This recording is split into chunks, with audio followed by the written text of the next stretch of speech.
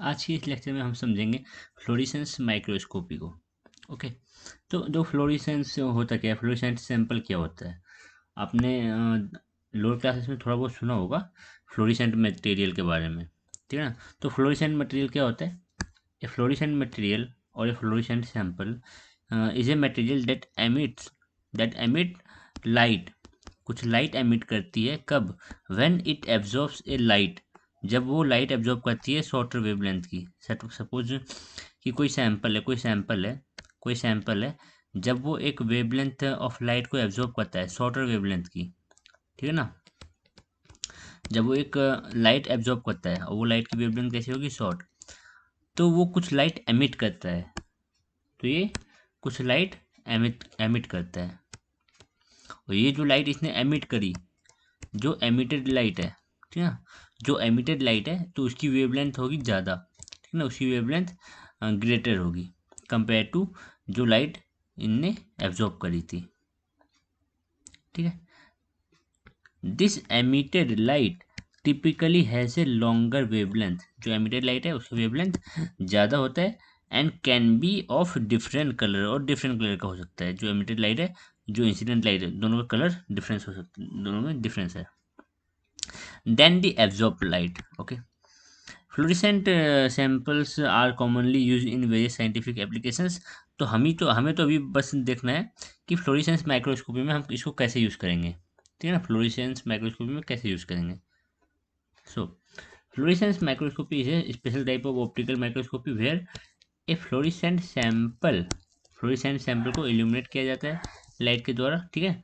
कौन सी light? Shorter wavelength वाली लाइट। जनरली क्या होता है? ब्लू लाइट, ये तो यूवी लाइट से हम इसको इल्यूमिनेट करवाते हैं। और जो आपके पास सैंपल है वो कुछ लाइट एमिट करता है, ठीक है ना। तो एमिटेड फोटोन्स जो है उनकी वेवलेंथ कैसी होगी? लॉन्गर वेवलेंथ होगी। देन आर मेजर्ड, और इस हम एमिटेड लाइट को हम मेजर करते हैं। It is based on the phenomenon that certain substances emit light energy in the visible region। कुछ सब्सटेंसेस होते हैं जो लाइट एब्जॉर्ब करने के बाद कुछ लाइट एमिट करते हैं। हाँ, जो लाइट वो एमिट करते हैं वो लाइट विजिबल रीजन में लाई करता है, ठीक है ना। Fluorescence has been known to mankind for more than 150 years. 150 साल से ज़्यादा हो चुके हैं फ्लोरेसेंस के बारे में हमें जाने, ठीक है ना। हम फ्लोरेसेंस के बारे में 150 साल से ऊपर हो चुका है हम इसके बारे में। जब पहली बार फ्लोरेसेंस को क्या किया गया था, देखा गया था, कब? 1845 से लेकर अब तक देख लो तो 150 ईयर्स से भी ज़्यादा हो चुके हैं इसके। अब देखो क्या है ना, कि जो पहली बार जो फ्लोरेसेंस को ऑब्जर्व किया था तो किसने किया था? Sir John F.W. हर्शेल, ठीक है ना। पहली बार इन्होंने इस चीज़ को ऑब्जर्व किया था कि चीज़ से water extracts of bark of cinchona tree, cinchona tree के जो बार्क ऑफ सिनकोना ट्री, ठीक है ना। तो वहाँ से इन्होंने क्या निकाला? वहाँ से इन्होंने उसके एक्सट्रैक्ट निकाले, क्विनीन सल्फेट। और जो क्विनीन था, तो वही जो क्विनीन कंपाउंड है वो क्या करता है? वो ब्लू फ्लोरेसेंस दिखा शो करता है। जो क्विनीन केमिकल कंपाउंड है, जो क्विनीन है, तो वो ब्लू फ्लोरेसेंस क्या करता है? शो करता है। Few years later George Gabriel strokes, ठीक है ना, जॉर्ज गैब्रियल स्ट्रोक्स 1852 में इन्होंने नोट किया that fluorescence always occur at longer wavelength, that is कि जो आपका एमिटेड लाइट है उसका जो वेवलेंथ होगा वो ज़्यादा रहता है, ठीक है ना। ये इसका यही मतलब है कि जो फ्लोरेसेंस है always always occur at longer wavelength. जो एमिटेड लाइट है, एमिटेड फोटोन है, तो उसका वेवलेंथ कैसा रहता है? ज़्यादा रहता है एज कम्पेयर टू जो लाइट इंसिडेंट करवाया गया था, जो लाइट एब्जॉर्ब किया था। Okay, then that of the incident excitation light हम इसी वाली लाइट को बोल रहे हैं, ठीक है ना। इंसिडेंट लाइट बोलो, एक्साइटेशन लाइट बोलो, एब्जॉर्ब लाइट बोलो, ठीक है ना। This shift in the emission spectrum is the stroke shift, इसी को हम बोलते हैं स्ट्रोक शिफ्ट। किस चीज़ को स्ट्रोक शिफ्ट बोल रहे हैं? कि जो हमारा इनिशियल जो हमारे पास जो एक्साइटेशन लाइट था उसका वेवलेंथ कैसा था? कम था। और जो हमारे पास एमिटेड लाइट है उसका वेवलेंथ कैसा है? ज़्यादा है। तो ये चेंज देखने को मिला ना। लेट्स सपोज ये 50, लेट्स सपोज हम मान लेते हैं ये कितना है? 430, ठीक है ना, 430। और ये कितना है? 5 10 लेट्स सपोज। ठीक है, तो ये जो डिफरेंस है इनके लेंथ में, ठीक है ना, वेवलेंथ में जो डिफरेंस आया, इसी को बोलते हैं स्ट्रोक शिफ्ट। जैसे कि अगर इस डायग्राम देखो, ये आपका एब्जॉर्प्शन वाला जो लाइट एब्जॉर्ब हुआ था, जो लाइट आपका एब्जॉर्ब हुआ था, ठीक है, ये जो लाइट एब्जॉर्ब हुआ था इसको आप एक्साइटेशन लाइट भी बोल सकते हो, ठीक है ना। एक्साइटेशन लाइट का ये कर्व है, और ये एमिशन लाइट है, जो लाइट एमिट हुई। तो एक्साइटेशन लाइट का देखो कि जो वेवलेंथ है वो कम है, ये वेवलेंथ वर्सेस इंटेंसिटी का ग्राफ है, तो वेवलेंथ कम है एक्साइटेशन लाइट का कंपेयर टू एमिशन लाइट, ठीक है। तो इसी डिफरेंस को बोलते हैं हम स्ट्रोक शिफ्ट। ओके, और एक चीज़ इसमें देख सकते हो इस ग्राफ में, छोटी सी चीज़ है और कुछ ज़्यादा खास नहीं है, ठीक है, कि दोनों की इंटेंसिटी अलग है। एक बार थोड़ा जूम करके दिखा देता हूँ। देखो आपको दिख रहा होगा ये वाला जो है एमिशन का एनर्जी इंटेंसिटी कम है, एमिशन वाले का इंटेंसिटी कम है और इसका इंटेंसिटी थोड़ा ज़्यादा है। और आपको पता है कि इंटेंसिटी डायरेक्टली प्रोपोर्शनल होता है किस चीज़ के, इंटेंसिटी डायरेक्टली प्रोपोर्शनल होता है आपका एनर्जी के। मीन्स आपका इंटेंसिटी इसका इसका अगर क्या नाम है, इसका अगर एमिशन एमिशन वाले कर्व का इंटेंसिटी कम है तो इसकी एनर्जी भी कम होनी चाहिए। तो हाँ, एनर्जी कम होती है, कैसे आपको पता होगा, energy equal to H C by lambda. तो हम जानते हैं जब लेमडा ज़्यादा हो रहा है, एमिशन वाले का लेमडा ज़्यादा है तो एनर्जी तो कम होगी होगी, ठीक है, एनर्जी कम तो intensity come.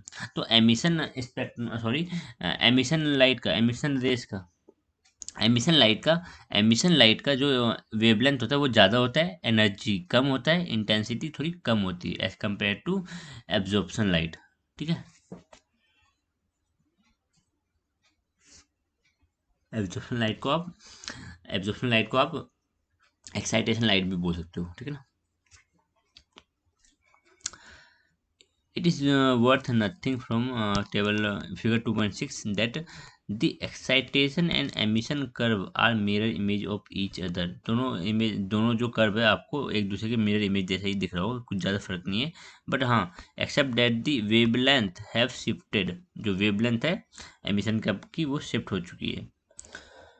And with the increase in stroke shift value, it will be much easier to separate excitation from emission light।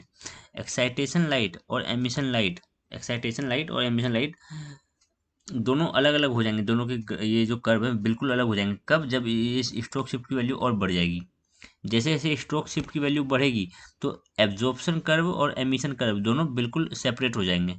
तो वही बोला जा रहा है स्ट्रोक शिफ्ट वैल्यू, जैसे जैसे आप इंक्रीज करोगे स्ट्रोक शिफ्ट वैल्यू को तो क्या हो जाएगा, it will be much easier to separate excitation curve, excitation वाला, ठीक है ना, excitation curve from emission curve, ठीक है ना। एक्साइटेशन लाइट इसको बोल रहे हैं और ये एमिशन लाइट दोनों सेपरेट हो जाएंगे। इस चीज़ को हम फिल्टर से सेपरेट करते हैं, ठीक है।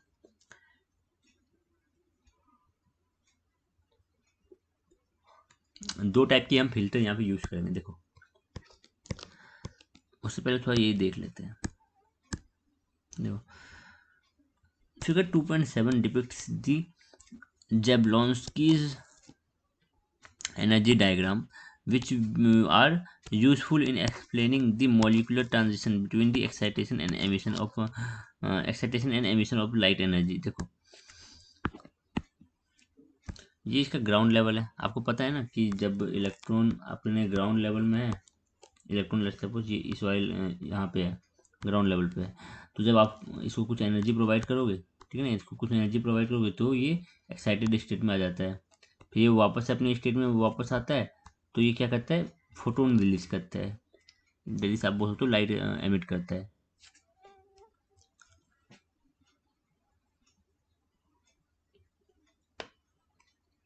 सो यहाँ से ये ग्राउंड स्टेट है, इलेक्ट्रॉन एक्साइट होकर ऊपर गया, ठीक है ना, एक्साइटेड स्टेट में गया, तो जब ये वापस आएगा तो ये क्या करेगा, एनर्जी रिलीज करेगा, ठीक है ना, और जो हमें फोटोन रिलीज करेगा जो हमें लाइट के रूप में दिखाई देगी। और कुछ जो एनर्जी होती है वो इंटरनल कन्वर्जन में हीट वीट में डिसिपेट हो जाती है। तो जितनी एनर्जी इसने ली एक्साइट होने के लिए, और जो एनर्जी हमें मिली वो कम होती है, ठीक है ना। जो हमें फोटोन मिला और जो इसने एब्जॉर्ब किया था, दोनों की एनर्जी अलग अलग है। कुछ एनर्जी इंटरनल कन्वर्जन में क्या हो जाती है, वेस्ट हो जाती है। तो इसीलिए ये जो बाद में जो हमें एनर्जी मिल रही है वो एनर्जी कम है मीन्स आपका वेवलेंथ ज़्यादा है। तो इस लाइट का वेवलेंथ, इस ये जो फोटोन मिलेगा इसका जो वेवलेंथ होगा, इसका वेवलेंथ ज़्यादा होगा कंपेयर टू जो इसने एब्जॉर्ब किया था, उसका वेवलेंथ कम है। एब्जॉर्प्शन फोटोन वाले का वेवलेंथ कम है और जो फोटोन इसने रिलीज किया है उसका वेवलेंथ ज़्यादा होगा। अब फॉस्फोरेसेंस हम नहीं देखेंगे अभी, इसमें कुछ काम का है नहीं। The use of fluorochromes for biological investigation started around 1930s। 1930s के अराउंड हमने क्या यूज़ करना स्टार्ट किया, फ्लोरोक्रोम्स। देखो सारे जो सैंपल्स होते हैं वो फ्लोरोसेंस फिनोमेना को दिखाए ऐसा ज़रूरी नहीं है, ठीक है ना। कुछ ही होते हैं जो फ्लोरोसेंस इफेक्ट शो करते हैं, दैट इज जब उस पर कुछ लाइट पड़ती है तो वो लाइट एब्जॉर्ब करके कुछ लाइट एमिट करते हैं, और जो लाइट एमिटेड है वो किस में लाइट करता है, विजुअल रीजन में, सो दैट हम उस चीज़ को, उस लाइट रेस को देख पाते हैं।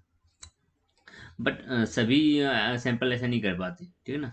तो उन सैंपल को ऐसा बनाने के लिए कि सो दैट वो फ्लोरोसेंस इफेक्ट दिखाए, तो हम क्या करते हैं, हम उसमें फ्लोरोक्रोम्स यूज़ करते हैं।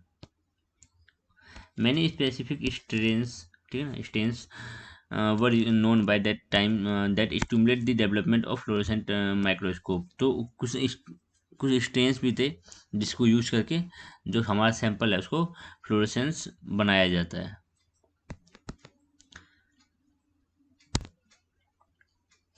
Today it is become Today it has become an indispensable tool in biological and biomedical investigation। आज अब जो हम जानते हैं कि जो हमारे पास फ्लोरोसेंस माइक्रोस्कोपी है, तो ये इंडिस्पेंसिबल टूल बन चुका है। मीन्स इसके बिना अब हम आगे अपनी फील्ड में नहीं बढ़ सकते, ठीक है ना। ये बहुत इंपॉर्टेंट रोल प्ले करता है, इसका यूज़ बहुत ज़्यादा किया जाता है। आपको दिखाऊंगा मैं एक 30 सेकेंड का, ये 15 सेकेंड का एक एनिमेशन दिखाऊंगा, एनिमेशन नहीं वो रियल है, ठीक है।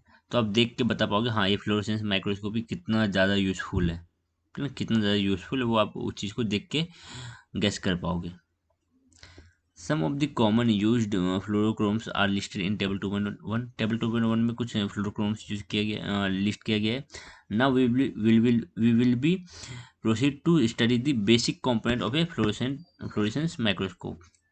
तो पहले कुछ इसकी फ्लोरोक्रोम्स को देख लेते हैं। डिफरेंट डिफरेंट फ्लोरोसेंट डाइज है जो हम सेल की स्टेनिंग में यूज करते हैं, सो डेट वो फ्लोरेसेंस इफेक्ट प्रोड्यूस कर पाए, ठीक है। ये डिफरेंट डिफरेंट डाई है।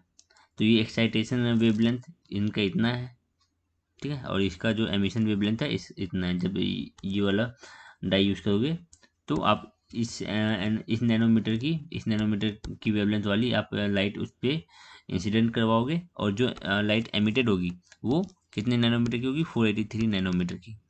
तो ये है एक्साइटेशन का वेवलेंथ, ठीक है ना। इतना वेवलेंथ आपको देना है एक्साइटेशन करने के लिए, ठीक है ना। और ये वेवलेंथ उसको आपको निकलेगी एमिशन लाइट की। तो इसमें सिर्फ बस आपको ये याद रखना जो DAPI होता है ये ब्लड के, ये सॉरी DAPI ये DNA की स्ट्रेनिंग के लिए होता है, ठीक है ना। DAPI DNA की स्ट्रेनिंग के लिए। और ये बस याद रख लेना कि EGFP ये जो 507 जो इसका एमिशन है 507 होता है, कोई बात नहीं, ये ग्रीन कलर का होता है।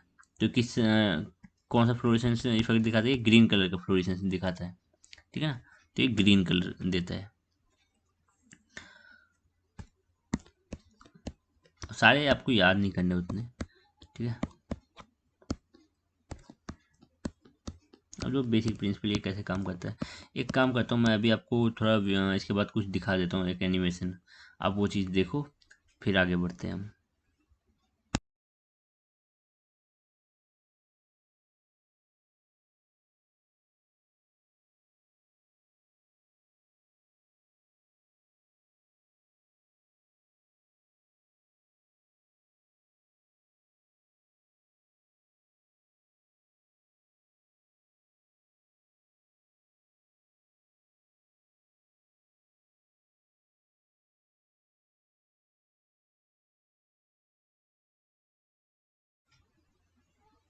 तो आपने वो वीडियो देख लिया, ठीक है ना, तो आपको दिखा कि हाँ फ्लोरेसेंस माइक्रोस्कोपी कितना, क्या इसका यूज है, ठीक है ना, अब किस हद तक ये हमें चीज़ें एक्सप्लेन कर पाता है, कि पूरा सेल डिवीजन, मेयोसिस, माइटोसिस, ये सही ढंग से हमें ये इससे पता चल जाती है, बिल्कुल अच्छे से आप इसको विजुअलाइज कर पाओगे, देख पाओगे होते हुए, ठीक है। तो इसके बिना हम अपने फील्ड में आगे नहीं बढ़ सकते, मेडिकल फील्ड में, ठीक है ना, बायोलॉजी बायोलॉजी इसके बिना अधूरी है, ठीक है ना, इस माइक्रोस्कोप के बिना।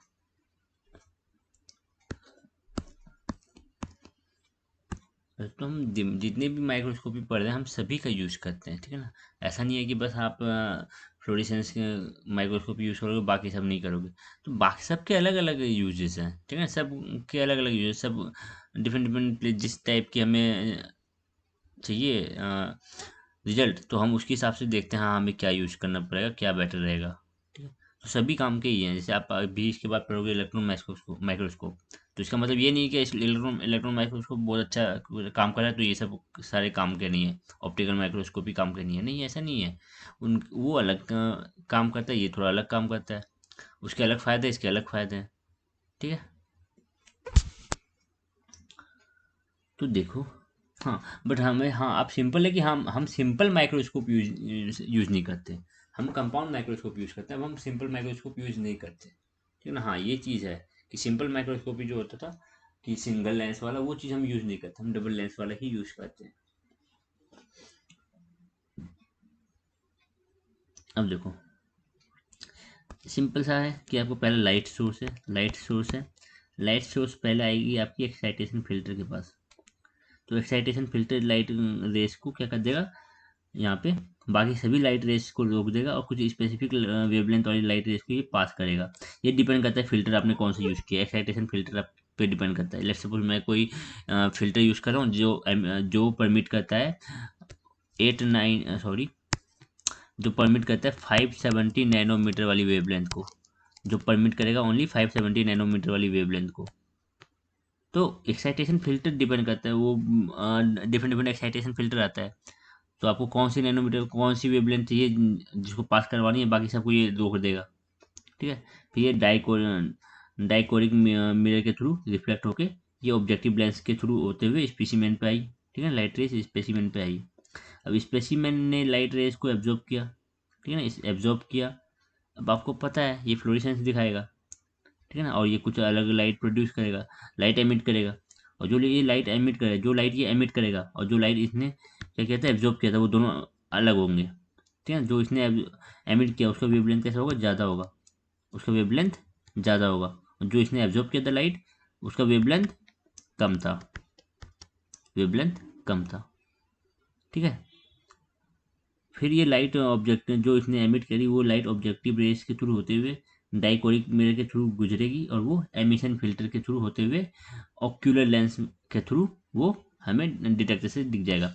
अब यहाँ एमिशन फिल्टर क्या कर रहा है, एमिशन फिल्टर क्या कर रहा है, लेट्स सपोज हमें हम इसने आपके आपके जो स्पेसिमेन थे उसने लाइट रेज क्या किया, एमिट किया, बट इसके साथ कुछ अलग रेज भी इधर आ रही है, कुछ अलग रेज भी आ रही है, हमें चाहिए बस ये वाली रेस को हमें फिल्टर आउट करना है, ये वाली रेस को बस हमें पास करवाना है, बाकी कुछ रेज आ रही है, ठीक है ना, कुछ ये वाली जो रेज आ रही थी, ये जो इंसिडेंट रेज आ रही थी वो भी रिफ्लेक्ट कर जाती है, वो भी रिफ्लेक्ट करके इधर बाउंस बैक होकर पीछे जाती है, बट यहाँ पे हमारा एमिशन फिल्टर इन सब चीज़ को रोक देता है। एमिशन फिल्टर इंश्योर करेगा कि ओनली ओनली एमिटेड लाइट ही फिल्टर हो, ठीक है, इसके थ्रू पास हो सके और ओक्यूलर लेंस में एंटर करे। तो ऑक्यूलर लेंस में कौन एंटर करेगा, ओनली एमिटेड लाइट, ठीक है, अगर और किसी टाइप की यहाँ पे लाइट रेज आ रही है तो उसको ये एमिशन फिल्टर रोक देगी। एमिशन फिल्टर को हमने एमिशन फिल्टर लगा रखा है, ये जो हमें पता है कि ये सैंपल जो है, ये जो सैंपल है वो इतने नैनोमीटर वाली, लेट्स सपोज हम समझते हैं कि ये जो सैंपल है वो क्या करता है, वो 620 नैनोमीटर वाली वेवलेंथ को क्या करता है, वेवलेंथ तो ज़्यादा ही होगा ना, हमने ये यूज़ किया तो वेवलेंथ ज़्यादा होगा, तो 630 नैनोमीटर वाली वेवलेंथ को ये पास कर पाएगा। एमिशन फिल्टर हमने ऐसा लगाया जो 630 नैनोमीटर वाली वेवलेंथ को पास कर पाए, ठीक है, जो उसको पास फिल्टर आउट कर पाए, बाकी सब चीज़ को ये रोक दे, ठीक है। तो एमिशन फिल्टर भी हमने सही ढंग से लगा रखा है अपनी चॉइस के हिसाब से। देन ये ऑक्यूलर लेंस से होते हुए डिटेक्टर में जाएगी और हमें इमेज मिलेगा।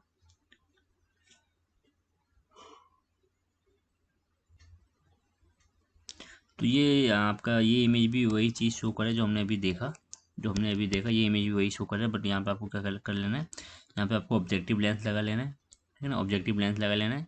और इसके बाद आपको पहले यहाँ एक ऑक्यूलर लेंस लगा लेना है, ठीक है ना। लेंस को इसने नहीं दिखाया है, कोई बात नहीं, हम यहाँ पे दिखा देंगे। यहाँ पे हमारा ऑक्यूलर लेंस है, यहाँ पे हमारा ऑब्जेक्टिव लेंस है।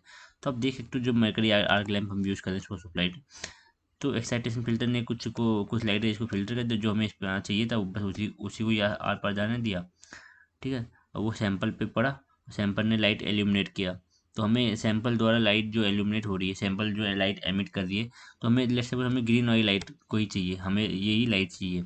बाकी कुछ लाइट होती है जो आती है इनके साथ साथ, ठीक है ना, तो हमें वो नहीं चाहिए, उसको हमें डिस्कार्ड करना है, तो हम एमिशन फ़िल्टर यूज़ करते हैं। एमिशन फ़िल्टर हमें बताता है कि हमें किस हमें कौन कौन सी लाइट रेज हमें पास करानी है, कौन सी नहीं पास करानी, ठीक है, तो उसको ये फ़िल्टर आउट कर देती है। तो ये भी फ़िल्टर है हमारे पास, जैसे हमारा एक्साइटेशन फ़िल्टर था, सेम ही है, कुछ ज़्यादा खास नहीं है दोनों में, ठीक है।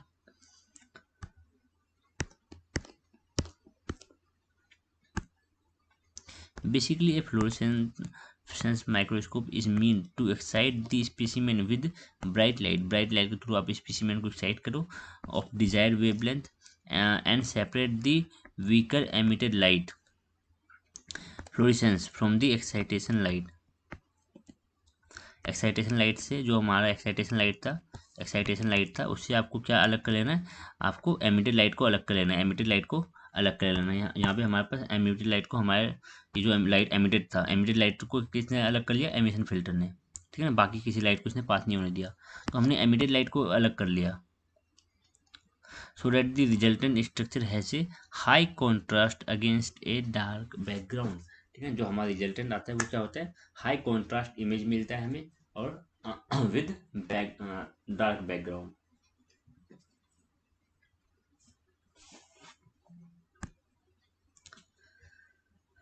The basic part of fluorescence microscope are light source. देखो light source, a variety of light source can be used, they have to be powerful light source जो होना चाहिए वो पावरफुल होना चाहिए, बिकॉज जो कलेक्शन एफिशिएंसी होता है वो 30% ही होता है, जो लाइट एब्जॉर्ब करता है वो 30% ही होता है, ठीक है ना, जो लाइट वो कलेक्ट कर रहा होता है आपका सैंपल वो 30% ही होता है, टोटल लाइट जितना आप लाइट को प्रोवाइड कर रहे हो, तो उसका 30% ही एब्जॉर्ब कर पाता है, ये तो कलेक्ट कर पाता है। तो हम जान रहे हैं अगर आप लाइट थोड़ी क्या करोगे, लाइट पावर आप लो दोगे, उसको लो पावर लाइट दोगे, तो क्या होगा, वो आप ऐसे ही लाइट पावर लो दे रहे हो, उसका लो का भी 30%, तो बहुत कम हो जाएगा, तो सही ढंग से आपको इमेज नहीं मिलेगी। तो आपको लाइट सोर्स कैसा रखना है, powerful. And emission signals are weaker, जो सिग्नल एमिटेड होते हैं वो वीकर होते हैं। Some of the light source include mercury और xenon arc lamp, mercury arc lamp, xenon arc lamp, ये तो हम लेजर लाइट सोर्स भी यूज कर सकते हैं।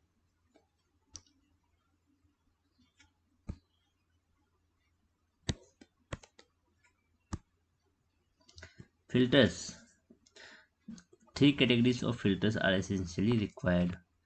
They are एक्साइटेशन फिल्टर, एक बैरियर फिल्टर जो एमिशन फिल्टर बोल सकते हो आप इसको, और एक dichromatic beams splitter that is dichroic mirror. The filters are high resolution with interference optics, जो फिल्टर होता है वो हाई रिजोल्यूशन का होता है, और वो किस प्रिंसिपल पर काम करता है, इंटरफेरेंस, ठीक है ना, इंटरफेरेंस फिजिक्स में है, इंटरफेरेंस ऑफ वेव, तो इस चीज़ पे वो काम करता है, जो आपका फिल्टर है।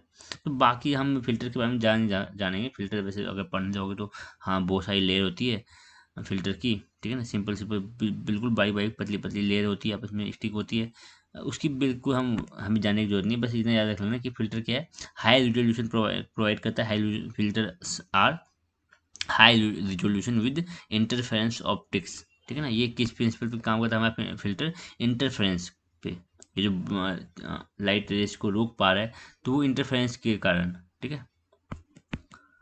These filters are combined in filter cubes and are multiple such cubes that can be rotated easily to filter change filter. The selection of appropriate filter is key to success. देखो ये जो आपके pass filters थे तो वो ऐसे cube shape की एक ब्लॉक होती है, उसमें फिट होते हैं। इसमें क्या होता है आपका एक्साइटेशन फिल्टर भी होता है, बैरियर फिल्टर भी होता है, ठीक है ना। और एक क्या होता है आपके पास डाइकोरिक मिरर। तो तीनों फिल्टर आपके पास यहीं पे होते हैं। तीनों फिल्टर एक ही क्यूब लाइक स्ट्रक्चर में क्या किए जाते हैं, फिट किए जाते हैं। और ऐसे बहुत सारे क्यूब्स होते हैं। देखो 1 2 3 4 5 6 क्यूब इस डिवाइस में सेटेड है, ठीक है ना। इसको आप रोटेट करके आप क्या कर सकते हो, फिल्टर चेंज कर सकते हो। लेट्स सपोज इस चीज़ को, इस डिवाइस को आप माइक्रोस्कोप में लगा दो, ठीक है।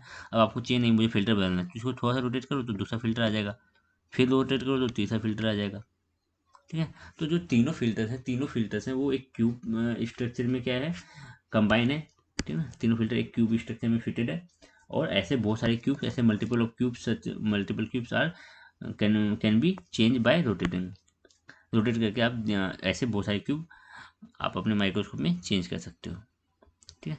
और selection of appropriate filter, appropriate अगर सही ढंग का फिल्टर यूज़ करोगे, यही है आपको की टू सक्सेस। इसी अगर आप सही फिल्टर यूज करो तो आपकी जो इमेज मिलेगी वो हाई कॉन्ट्रास्ट का मिलेगा, और high contrast with dark background. तो जो इमेज आपको कैसी मिल रही है, ख़राब मिल रही है, अच्छी मिल रही है, वो डिपेंड करता है आप फिल्टर कैसा सेलेक्ट किए हो। तो इसमें सिलेक्शन ऑफ फिल्टर बहुत मैटर करता है कि फिल्टर की नॉलेज, की फिल्टर कौन सा हमें यूज करना है, कौन सा फिल्टर हमें बेटर रिजल्ट प्रोवाइड करेगा, ठीक है।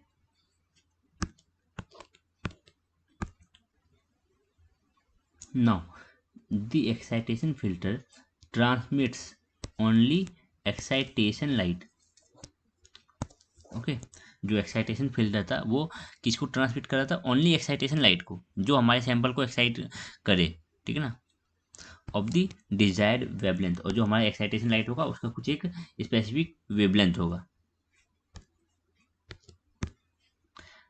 डाइकोरिक mirrors are placed in the light path at an angle. एक कुछ एंगल पे डाइकोरिक मिरर को प्लेस किया जाता है, and they reflect the excitation light. वो एक्साइटेशन लाइट को रिफ्लेक्ट करते हैं from the objective to the sample, objective के तरफ, ठीक है ना, ऑब्जेक्टिव के तरफ, ऑब्जेक्टिव लेंस के तरफ। देखो इमेज से क्लियर रखना। जो डाइकोरिक मिरर है उन्होंने एक्साइटेशन लाइट को टुवर्ड्स ऑब्जेक्टिव लेंस की तरफ फोकस कराया, ऑब्जेक्टिव लेंस की तरफ उन्होंने रिफ्लेक्ट करवाया, और ऑब्जेक्टिव लेंस के थ्रू होते हुए वो स्पेसिमेन पे जाता है, ठीक है ना। इस चीज़ को ध्यान रखना। तो यहाँ पे इस डायग्राम में ऑब्जेक्टिव लेंस दिखा नहीं रखा, और स्टेटमेंट थोड़ी अलग सी बोली जा रही है। तो आपको बस इतनी सी याद रखनी है कि पोजीशन क्या है। आपका जो डाइकोरिक मिरर है वो रिफ्लेक्ट करता है टुवर्ड्स ऑब्जेक्टिव लेंस, और ऑब्जेक्टिव लेंस के थ्रू होते हुए वो किस पे एंटर करेगा, लाइट किस पे पड़ेगा, वो पड़ेगा आपके सैंपल पे, ठीक है। ए barrier filter removes any excitation light that could otherwise reduces image contrast. देखो यहाँ पे बैरियर फिल्टर इसको बोला जा रहा है, एमिशन फिल्टर को बोला जा रहा है बैरियर फिल्टर, ठीक है। तो बैरियर फिल्टर क्या करता है, ये रोकता है किसको, एक्साइटेशन लाइट को। देखो हमने बोला ना ये वाला एक्साइटेशन लाइट है, जो ब्लू वाला ये एक्साइटेशन लाइट है, बट हमने पहले ही बता रखा था कुछ एक्साइटेशन लाइट रिफ्लेक्ट होके टुवर्ड्स एमिशन फिल्टर की ओर जाते हैं, जैसे कि ये कौन था, ये था एमिशन लाइट, ठीक है। ये कौन सी लाइट रेस थी, जो एमिट हुई सैंपल ने जो एमिट किया। ये जो ग्रीन कलर में आपको दिख रही है, ये जो ग्रीन कलर में दिख रहा है वो एमिटेड लाइट रेज है। जो ये ग्रीन कलर में दिख रहा है वो कौन सा है, एमिटेड लाइट रेज, जो सैंपल ने एमिट किया। बट एमिटेड लाइट रेज के साथ साथ कुछ अलग लाइट रेज भी इसमें जाती है। कौन सी लाइट रेज, जो आपके पास एक्साइटेशन लाइट है, वो रिफ्लेक्ट होके क्या होती है, रिफ्लेक्ट होके वो एमिशन फिल्टर की टुवर्ड्स भी जाती है। देखो एमिशन फिल्टर के टुवर्ड्स भी जाती है, बट इसको रोक लिया जाता है एमिशन फिल्टर के द्वारा। अगर ये पास हो जाती है, अगर ये चली जाती है, जैसे हमने एमिशन फिल्टर यूज़ नहीं किया है, ठीक है, एमिशन फिल्टर को हटा दो, तो आपका जो कॉन्ट्रास्ट होगा वो थोड़ा बिगड़ जाएगा। ठीक है, तो वही बोला जा रहा है कि जो बैरियर फिल्टर है removes any excitation light that could otherwise reduce image contrast, जो इमेज के कॉन्ट्रास्ट को रिड्यूस कर सकता था। Incidentally the objective is designed both to direct excitation light and to function as an image forming light gathering। देखो यहाँ पे इस केस में जो आपके पास ऑब्जेक्टिव लेंस है, इस केस में जो आपका ऑब्जेक्टिव लेंस है उसके थ्रू एक्साइटेशन लाइट भी पास हो रहा है और उसके थ्रू आपके पास कौन सी एमिटेड लाइट भी पास हो रही है। देखो ऑब्जेक्टिव लेंस के थ्रू होते हुए ही एक्साइटेशन लाइट आ रही है, ठीक है, और ऑब्जेक्टिव लेंस के थ्रू ही क्या किया जा रहा है, एमिशन लाइट को पास किया जा रहा है। तो objective lens reflect emitted light rays को कैप्चर भी करती है और इंसिडेंट लाइट रेस को सैंपल पे फोकस भी करवाती है, ठीक है।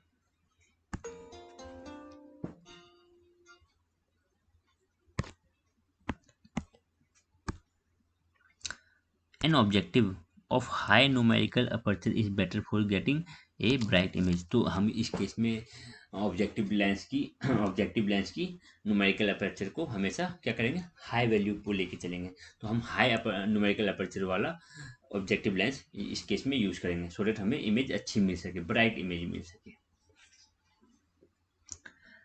Detection the fluorescent image formed can be visualise through the eyes और camera equipped with sensor to record image in a dark background image, ठीक है। तो डिटेक्शन के लिए सिंपल सा है, कुछ इसमें खास नहीं है। इसे विजुअलाइज करना है तो आपको सिंपल सा आई आप यूज़ करो और देख लो, ये तो आप कैमरे के द्वारा इसको अपने रिकॉर्ड में, कंप्यूटर के रिकॉर्ड में भी सेव कर सकते हो। और इमेज हमें कैसे मिलेगी, डार्क बैकग्राउंड के साथ, ठीक है ना, ब्राइट इमेज मिलेगी और डार्क बैकग्राउंड कैसा रहेगा, dark. Some samples are auto fluorescence एक second.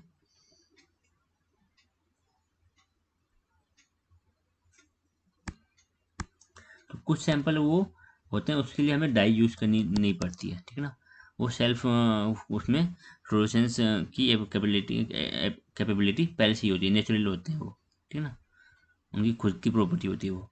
And other specimen are stained with fluorochromes, और कुछ स्पेसिमेन जो आगे पास फ्लोरोसेंस फिनोमेना नहीं दिखा पाते तो हम फ्लोरोक्रोम्स को यूज करते हैं। That fluorescence brightly upon exposure to light of a specific wavelength। तो स्पेसिफिक वेवलेंथ की लाइट रेज ही हमें चाहिए होती है सो दैट वो ब्राइटली एक्सपोज हो सके, ठीक है। हमें पता है ना जो आपका फ्लोरोसेंट मटेरियल है वो कुछ लाइट रेज को एब्जॉर्ब करती है, वो किसी स्पेसिफिक वेवलेंथ की ही लाइट रेज को एब्जॉर्ब करेगी, ठीक है। तो अगर आप वो स्पेसिफिक वेवलेंथ वाली लाइट अच्छी मात्रा में दोगे, ठीक है ना, ठीक अमाउंट में दोगे तो वो ज़्यादा ब्राइट होगा। Exposure to light of a specific wavelength की लाइट को अच्छा खासा अगर इल्यूमिनेट करवाओगे तो वो अच्छा खासा लाइट एमिट करेगा। A fluorochromes is a fluorescent chemical. Fluorochromes क्या है, ये सिंपली एक फ्लोरोसेंट केमिकल है that can reemit light upon excitation होता है और वो लाइट एमिट करता है। A fluorochromes is generally excited at wavelength at और near the peak of the excitation curve. जो एक्साइटेशन कर्व होता है तो उसके नियर बाय कोई पीक, उसकी peak let's suppose excitation curve है हमारा कितना 590 नैनोमीटर, ठीक है ना। एक्साइटेशन कर्व के क्या है 590 नैनोमीटर। तो हम क्या करना है, तो हमें उसको कौन सी लाइट रेज देनी है 590 नैनोमीटर के आसपास वाली, ठीक है, दैट इज 585 नैनोमीटर, 595 नैनोमीटर, ठीक है ना। तो एक्साइटेशन कर्व का जो पीक है उसके आसपास वाली वेवलेंथ वाली हमें क्या करनी पड़ती है, लाइट प्रोवाइड करनी पड़ती है। तो वही बोला जा रहा है a fluorochromes is generally excited at wavelength at और near the peak of the excitation curve. Let's suppose चलो हम मान लेते, देखो हमने क्या बोला,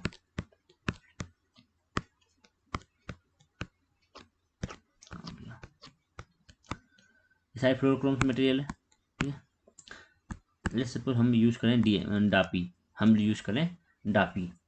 तो डापी का जो एक्साइटेशन कर्व है, डापी का जो एक्साइटेशन कर्व आप देखोगे तो ये कब होता है, पीक कब आती है इसकी, 345 पे। कब आती है, 345 पे, 345 पे। तो अगर आपको इसको एक्साइटेशन करना है, इसको एक्साइट करना है, ठीक है ना, डापी यूज़ कर रहे हो, तो आपको कौन सी वेवलेंथ देनी पड़ेगी, 345 दे दो, ये 345 के आसपास वाली, बिल्कुल पीक के आसपास वाली। ये नहीं मत कर देना कि बिल्कुल यहाँ वाली, ये वाली दे दी।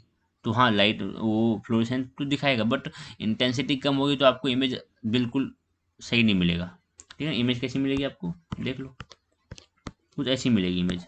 ये देखो, ये वाला एफ ऐसी मिलेगी। अगर आपको बेटर चाहिए तो अगर इतना बेटर चाहिए तो आपको यूज़ करना पड़ेगा इसके अराउंड पीक के आसपास वाली वैल्यू को, ठीक है।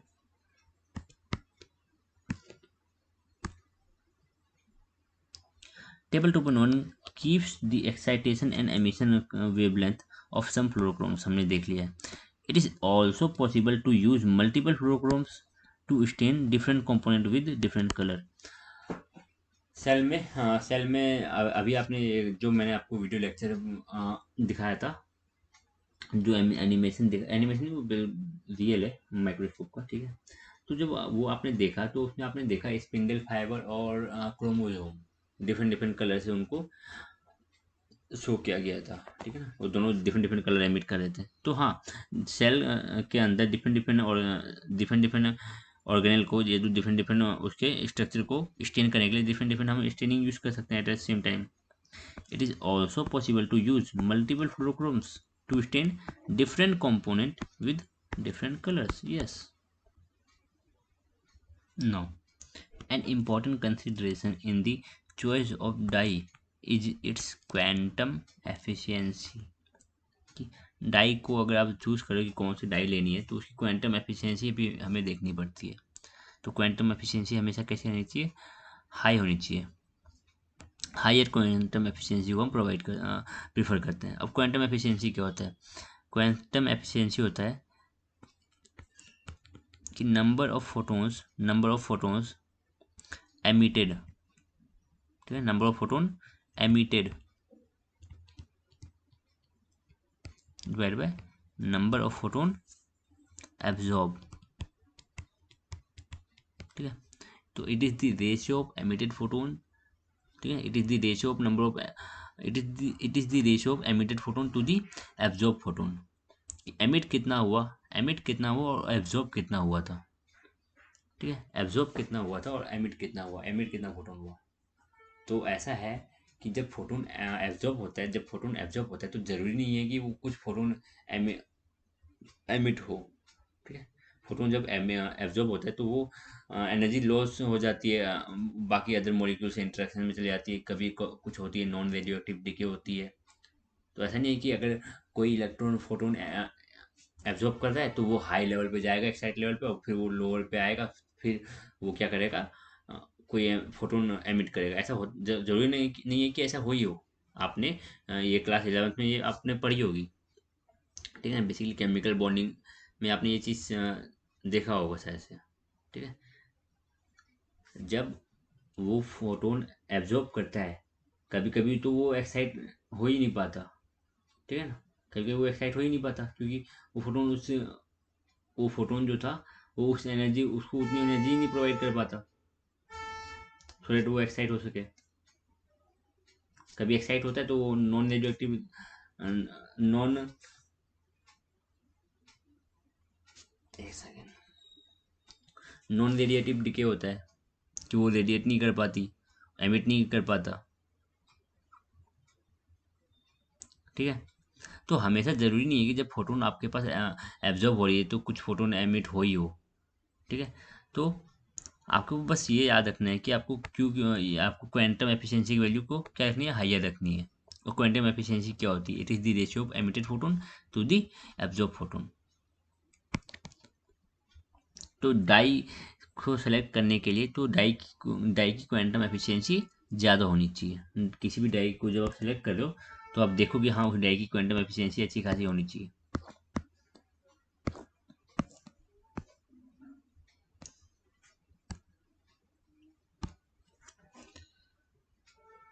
The major constraint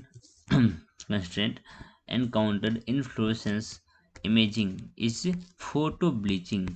photo bleaching क्या होता है? टाइम बाय टाइम ना, time by time, let's suppose आपने जब बस आपने अभी अभी क्या क्या स्लाइड तैयार करी, सब कुछ तैयार किया, आपने देखा इमेज को ऐसी दिख रही है, आपने बोला नहीं मैं इसको टाइम बाय टाइम और एक दो बार कुछ समय तक और इसको आप क्या करना चाह रहे हो, ऑब्जर्व करना चाह रहे हो। तो टाइम बाय टाइम आप इसी चीज़ को ऑब्जर्व कर रहे हो तो देखोगे कि ये फेड हो गया, लेकिन ये फेड हो गया, कलर आपको फेड दिख रहा होगा, फेड हो गया कलर। जिस तरह आप कोई भी रंगीन टी शर्ट को टाइम बार बार धोगे, बार बार धोगे, उसका रंग फेड हो जाता है, तो ऐसे ही कुछ देखने को मिल रहा है। ठीक है, जिसको बोलते हैं फोटो ब्लीचिंग। तो ये प्रॉब्लम जो हो रही है, ये जो प्रॉब्लम हो रही है, it is due to an irreversible decomposition of the fluorescent molecule. जो फ्लोरोसेंट मॉलिक्यूल है वो डिकम्पोज हो रहे हैं, और ये इरिवर्सिबल है, ये इरिवर्सिबल है नेचर में। ठीक है, in the excited state due to their interaction with oxygen prior to emission। ठीक है, तो एक्साइटेशन स्टेट में जब ये जा रही है, जब ये एक्साइटेशन स्टेट में जा रही है, जब आपके फ्लोरोसेंट मॉलिक्यूल्स एक्साइट होके एक्साइटेशन स्टेट में उसके इलेक्ट्रॉन्स जा रहे हैं, तो वो जो एक्साइटेशन स्टेट है, तो उस समय वो क्या कर रहा है, ऑक्सीजन मॉलिक्यूल से क्या कर रहा है, रिएक्शन कर ले रहा है, इंटरेक्शन कर ले रहा है प्रायर टू एमिशन। एमिशन होने से पहले वो क्या कर रहा है, ऑक्सीजन मोलिक्यूल से अट्रैक्शन कर ले रहा है। There are ways available to overcome this problem. इस प्रॉब्लम को कम करने का तरीका है,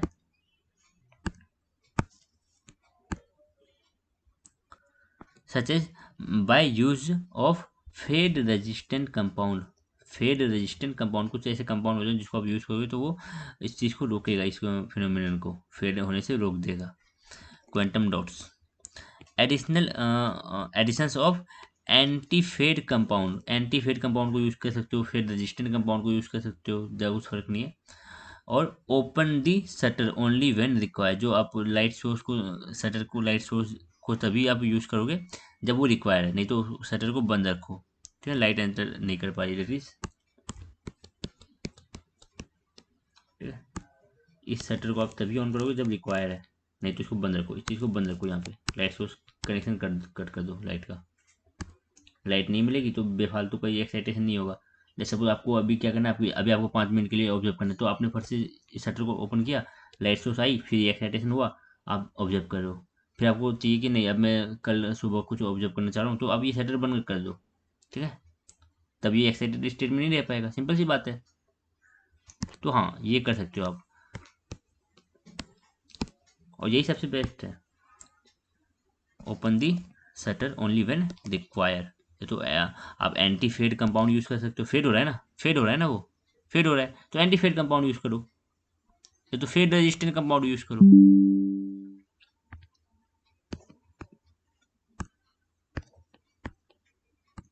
बस बेटर तो यही रहेगा, ये नेचुरल तरीका है, इसमें कुछ हमें ऐड नहीं करना, कुछ ऐड वैड नहीं करना, बस हमें प्रिकॉशन पे ध्यान देना है। Fluorescence microscopy has overcome an indispensable tool for biologists as it provides high sensitivity, specificity, high contrast, and quantitation. Quantitations. It is capable of revealing the presence of a single molecule। कोई एक single molecule की presence भी अगर आपको पता करनी है ना, वो भी ये बता देगा। जैसे सपोज उस मॉलिक्यूल की कुछ प्रॉपर्टी है फ्लोरेसेंस लेके, कि वो कुछ फ्लोरेसेंस प्रोवाइड करता है, तो हाँ अगर उस लाइट का कुछ भी, उस वेवलेंथ की कुछ लाइट आई, तो हाँ हम उसकी प्रेजेंस को डिटेक्ट कर सकते हैं। ठीक है, एक सेकंड।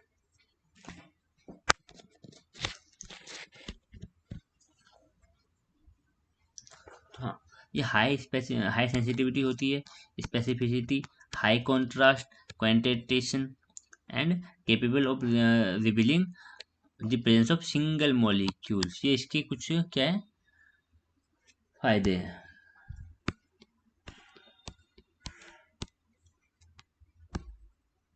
अब देखो, ये कुछ छूट गया क्या।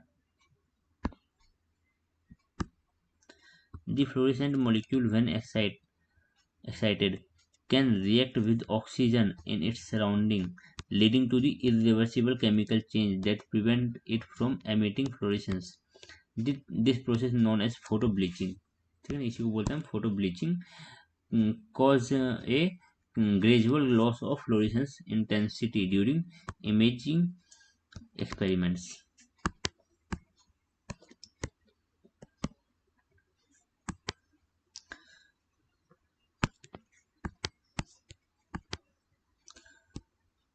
Live cell imaging. It is possible to obtain information about cell dynamics. अब cell dynamics क्या होता है ये देख लो. Cell dynamics refers to the ever-changing behavior and processes within cell, including division, movement, signaling and interaction. आपने देखा था ना डिवीजन, आपको ये दिखाई दिया था ना, जो मैंने आपको एनिमेशन दिखाया था वो रियल थी वैसे, तो उसमें आपने डिवीजन को अच्छे से होते हुए देखा. तो सेल डायनेमिक्स को हम ऑब्जर्व कर सकते हैं, लिविंग सेल डायनेमिक्स को. These may include movements, interactions, different biomolecules of different interactions of different biomolecules. तो इन सब चीज को हम ऑब्जर्व कर पाएंगे इस चीज में.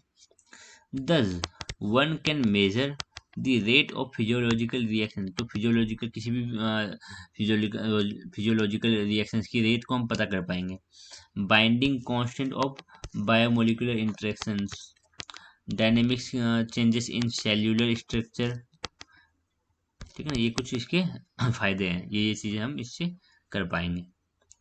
सच studies require time lapse fluorescence imaging where the same area is imaged continuously at regular time interval. कुछ लेट्स सपोज सेल के एक पर्टिकुलर एरिया पे आप फोकस करो कि भाई टाइम बाय टाइम इसमें क्या चेंजेस आ रहे हैं, कुछ समय बाद इस एरिया में क्या चेंज हो रहा है, ठीक है. तो उस चीज़ को आप ऑब्जर्व कर पा रहे हो क्या करके, रेगुलर टाइम इंटरवल पे उस चीज़ को इमेजिन क्या करके, देख के माइक्रोस्कोप में उसको ऑब्जर्व करके रेगुलर टाइम इंटरवल पे. लेट्स सपोज आपने सेल का कोई एक एरिया ले लिया, स्पेसिफिक सेल का एक एरिया है जिसको आप ऑब्जर्व करना चाह रहे हो कि ये टाइम टाइम बाय टाइम इस जगह पे क्या चेंजेस आ रहे हैं, ठीक है. तो एक रेगुलर टाइम इंटरवल पे बार बार आप उस चीज़ को ऑब्जर्व करो उस एरिया को, तो आपको दिख जाएगा हाँ क्या चेंज हो रहा है. And the changes are analyse. तो वही सिंपल सी बात है, वही है जो मूवमेंट्स है, जो इंटरेक्शंस ऑफ डिफरेंट बायोमोलिक्यूल्स है, ठीक है, जो फिजियोलॉजिकल रिएक्शंस है, जो बाइंडिंग कांस्टेंट और बायोमोलिकुलर इंटरेक्शन है, डायनेमिक चेंजेस है इन सेल्यूलर स्ट्रक्चर, ये सब चीज़ को आप इस चीज़ में ऑब्जर्व कर पाओगे. सेल वायबिलिटी देखो, अब बाइंडिंग कांस्टेंट के बारे में देख लो एक बार क्या होता है. The binding constant of biomolecular interaction tell us how tightly two molecules stick together. जो बाइंडिंग कांस्टेंट हम जो यहाँ पे बोल रहे थे ना बार बार, binding constant of biomolecular interaction, तो बाइंडिंग कांस्टेंट का मतलब होता है कि दो बायोमोलिक्यूल कितनी ज़्यादा मजबूती से क्या है जुड़े हुए हैं. बाइंडिंग कांस्टेंट की वैल्यू जितनी ज़्यादा रहेगी तो वो लोग उतने ही वीकर वो लोग एक दूसरे से अटैच हैं. बाइंडिंग कांस्टेंट की वैल्यू, ए लो वैल्यू मींस, अगर बाइंडिंग कांस्टेंट की वैल्यू लो है तो उसका मतलब कि दे स्टिक टाइटली, ठीक है, उल्टा मतलब है. बाइंडिंग कांस्टेंट की वैल्यू जब लो रहेगी तो मतलब कि वो टाइटली स्टिक है दो बायोमोलिक्यूल.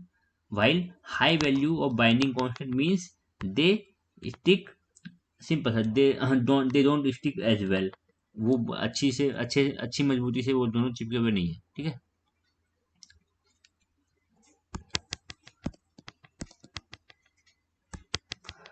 और बाकी चीज़ें तो हिसाब मेरे हिसाब तो आपको पता होगा, ठीक है ना, आपको आती होंगी बाकी चीज़ें. तो मैंने cell binding constant of biomolecular interaction ये बताया, ठीक है. सेल डायनेमिक्स समझा दिया मैंने, और बाकी सब तो सिंपल चीज़ें हैं. और सेल वायबिलिटी देख लो. Viability of cell can be ascertained using vital stains during fluorescence microscopy. देखो वाइटल स्टेन्स क्या होते हैं, शायद मैंने कहीं लिया था, लिया,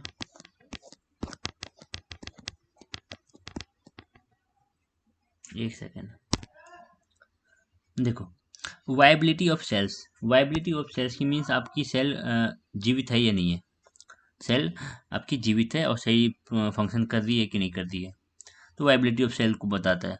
viability of cell can be ascertained, इसको आप पता कर सकते हो using vital strains. Vital stains during fluorescence microscopy. जो वाइटल स्टेन्स क्या होते हैं? वाइटल स्टेन्स बेसिकली होते हैं, वाइटल स्टेन्स आर डाइज, ये कुछ डाइज होते हैं जो एंटर करते हैं ओनली डेड सेल्स पे, ओनली एंटर करती है डेड सेल पे। तो जब आप कुछ एक सेल की कॉलोनी को ऑब्जर्व कर रहे हो, आपने वाइटल स्टेन्स डाला, अगर कोई सेल डेड है तो वो स्टेन ले लेगा और वो हमें कलर दिखाई देगी, तो हमें पता चलेगा हाँ ये डेड है। अगर स्टेन नहीं ले रहा है तो हमें पता चलेगा हाँ सेल की क्या है, अभी जीवित है और सही नॉर्मल फंक्शनिंग कर रही है। तो सेल वाइबिलिटी को ये बताएगा। And therefore makes the dead cell appear fluorescence. तो जो डेड सेल है वो फ्लोरेसेंस प्रोड्यूस करेगा। जो सेल डेड नहीं है वो इस इस डाई को नहीं ले पाएगा, इस डाई को वो नहीं लेगा और वो फ्लोरेसेंस प्रोड्यूस नहीं करेगा। क्यों? क्योंकि जो वाइटल स्टेन्स होते हैं, वाइटल स्टेन्स ओनली एंटर करते हैं किसमें? डेड डेड सेल्स में।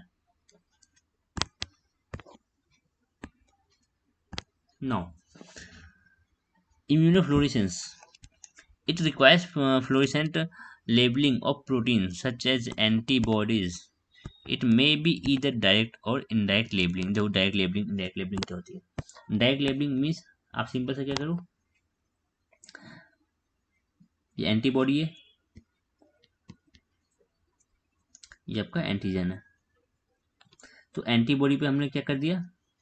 एंटीबॉडी पे हमने फ्लोरेसेंट मटेरियल लगा दिया, ठीक है, फ्लोरेसेंस को टैग कर दिया।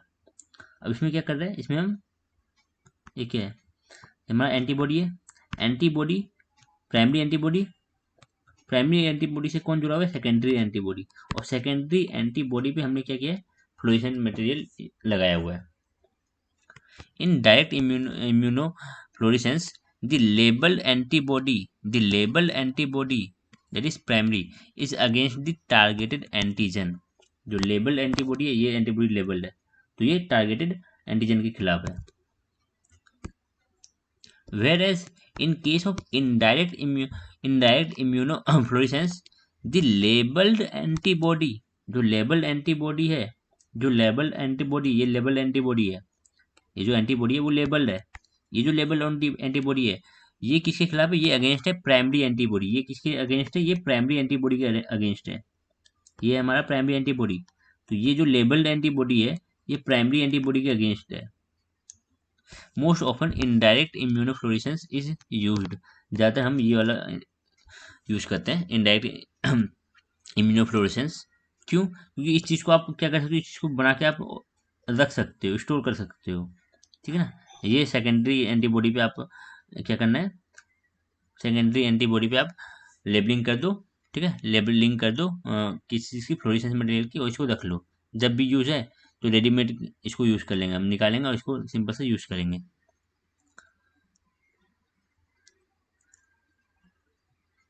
As it does not require specific labeled antibody against the targeted antigen, and labeled secondary antibody can be purchased। इसको आप सिंपली कहीं से भी परचेज कर सकते हो और यूज कर सकते हो, और इसके लिए तो हमें स्पेसिफिकली इसके हिसाब से देख के बनाना पड़ेगा, ठीक है ना, कि ये जो एंटीजन है, ये जो एंटीजन है ये किस एंटीबॉडी पे जुड़ा हुआ है, और इस एंटीबॉडी पे कौन सा सूट करेगा, इस एंटीबॉडी पे कौन सा हमारा फ्लोरेसेंट मटेरियल सूट करेगा, ठीक है ना।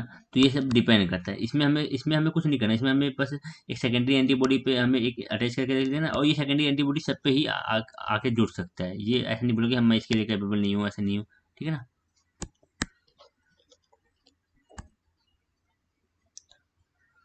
So it does not require specific labelled antibody, ठीक है, अगेंस्ट दी टारगेटेड एंटीजन। जो टारगेटेड एंटीजन है तो इसको कोई स्पेसिफिक एंटीबॉडी नहीं चाहिए, ठीक है। In addition, the sensitivity of staining is enhanced as multiple fluorochromes label. Antibodies can bind to each primary antibody हाँ, तो हमने बताया कि जो एंटीबॉडी है, जो एंटीबॉडी है, हर एक प्राइमरी एंटीबॉडी से ये बाइंड कर सकते हैं। ऐसा नहीं कि ये इससे बाइंड करेगी किसी और से नहीं करेगी, ऐसा नहीं होता। ठीक है ना, जो हमने बता दिया। तो ये केस हमारा बिल्कुल सिंपल सा है, ये चीज़ हम बना के रख लेंगे और इसको हम बार बार कहीं पे भी यूज़ कर सकते हैं। ठीक है ना। तो जो आपका सेकेंडरी एंटीबॉडी है, ये किसी भी प्राइमरी एंटीबॉडी से जुड़ सकता है। It is most often use to localise antigens in tissue. Tissue में एंटीजन को लोकलाइज करने के लिए इसको यूज़ किया जाता है। सब सेल्यूलर कंपार्टमेंट्स में भी इसको क्या नाम है, आपके एंटीजन को लोकलाइज करने के लिए यूज़ किया जाता है। बाकी हाँ, आज के लेक्चर को हम यहीं पे ओवर करेंगे, इसके आगे कुछ हमारा खास है नहीं। सिंपल सा एक क्वेश्चन है, what is stroke shift when EGFP fluorescence, what colours of light will be seen. तो ये सिंपल सा था, जो हमने देखा था, ये ग्रीन कलर देता है। तो इसमें से ज़्यादा कुछ खास क्वेश्चन नहीं बनेंगे, है ना। तो क्वेश्चन तो हमारी माइक्रोस्कोपी के ऊपर ही रहेगी। ठीक है, माइक्रोस्कोपी के ऊपर ही रहेगी, ये पूरा चीज़ आपको पता होना चाहिए कि कैसे इसका रे पाथ किया, ऑप्टिकल पाथ पता होना चाहिए आपको, क्या कैसे काम कर रहा है, एक्सेलरेशन फिल्टर क्या काम कर रहा है, एमिशन फिल्टर क्या काम कर रहा है, डायकोरिक मिरर क्या काम कर रहा है। ठीक है, और थोड़ी बहुत चीज़ें आपको एक्स्ट्रा इनके बारे में कि हाँ, ये माइक्रोस्कोप से हम क्या कर सकते हैं, इसके क्या यूजेस हैं इस माइक्रोस्कोप के।